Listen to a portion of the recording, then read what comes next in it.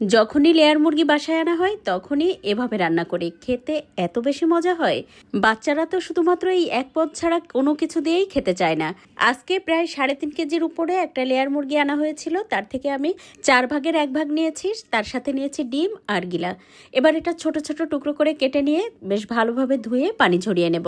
এবার একটা ব্লেন্ডার জারে দিয়ে দেবো 2 ইঞ্চি পরিমাণ আদা কুচি, তার সাথে 2টা দেশি রসুন কুচি দিয়েছি, সেই সাথে দিয়েছি 3টা পেঁয়াজ কুচি, আরও দিয়ে দেবো 5-6টা শুকনো মরিচ, একটা টমেটো মাঝখান থেকে ফালি করে, সেই সাথে দিয়ে দেবো 1/4 কাপ পরিমাণ টক দই, তার সাথে দিয়েছি 2টা কাঁচামরিচ। এবার খুব ভালোভাবে ব্লেন্ড করে নেব। আর রান্নার জন্য চুলায় একটা প্যানে দিয়ে দেবো 2 টেবিল চামচ পরিমাণ সরিষার তেল, তাতে দিয়ে দেবো এলাচ, দারচিনি, লবঙ্গ, তেজপাতা ফোড়ন। 20 সেকেন্ড ফোড়ন তুলে ব্লেন্ড করে রাখা মশলাটা দিয়ে দেবো। তারপর কিন্তু মশলাটা খুব সুন্দর করে কষিয়ে নিতে হবে, যেন কোনো মশলারই কাঁচা গন্ধ না থাকে।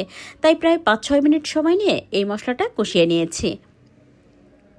এবার দিয়ে দেবো স্বাদমতো লবণ, তার সাথে দিয়ে দেবো 1 চা চামচ পরিমাণ হলুদ গুঁড়া, সেই সাথে দিয়ে দেবো 1 চা চামচ পরিমাণ জিরা গুঁড়া, তার সাথে দিয়ে দেবো 1 চা চামচ পরিমাণ ধনে গুঁড়া। এবার এই মশলাগুলো আরও 2-3 মিনিট সময় নিয়ে কষিয়ে নেব সামান্য একটুখানি পানি দিয়ে। ব্লেন্ডার জার ধুয়ে প্রায় 2 টেবিল চামচ পরিমাণ পানি দিয়ে মশলাটা সুন্দর করে কষিয়ে নেব ঢাকনা দিয়ে ঢেকে।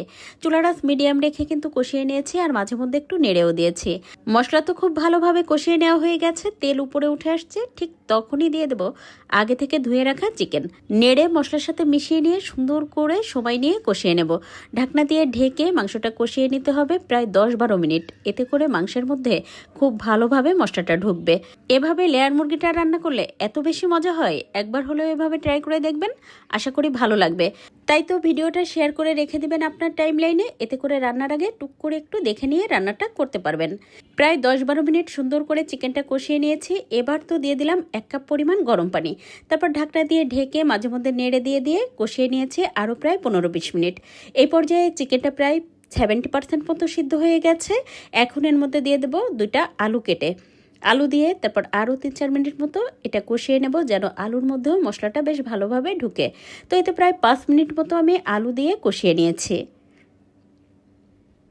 এখন এর মধ্যে দিয়ে দেবো ঝোলের জন্য পানি।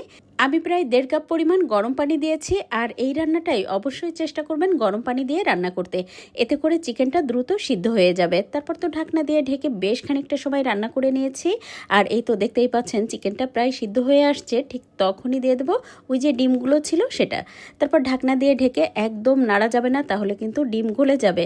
তাই আরও 2-3 মিনিট মতো রান্না করে নিয়েছি। দিয়ে দিলাম 2টা কাঁচামরিচ, এতে করে ঘ্রাণটা ভালো আসবে। সাথে দিয়ে দেবো 2 টেবিল চামচ পরিমাণ পেঁয়াজ ব্রেস্তা আর আধা চা চামচ পরিমাণ গরম মশলা গুঁড়া। তারপর নেড়ে চেড়ে মিশিয়ে নিয়ে ঢাকনা দিয়ে ঢেকে ওই 2-3 মিনিট মতো রান্না করে নেব। তো এই তো দেখতেই পাচ্ছেন প্রায় 3 মিনিট মতো রান্না করে নিয়েছি, আর এটার ফাইনাল লুক কতটা লোভনীয় দেখাচ্ছে। আর এই চিকেনটা সাদা ভাত, পোলাও, রুটি, পরোটা অথবা খিচুড়ি দিয়ে খেতে দুর্দান্ত লাগে। একবার হলেও এভাবে রান্না করে দেখবেন। আজ এ পর্যন্ত, কাল আবার নতুন কোনো ভিডিও নিয়ে দেখা হবে ইনশাল্লাহ। সে পর্যন্ত সবাই ভালো থাকবেন। আল্লাহ হাফেজ।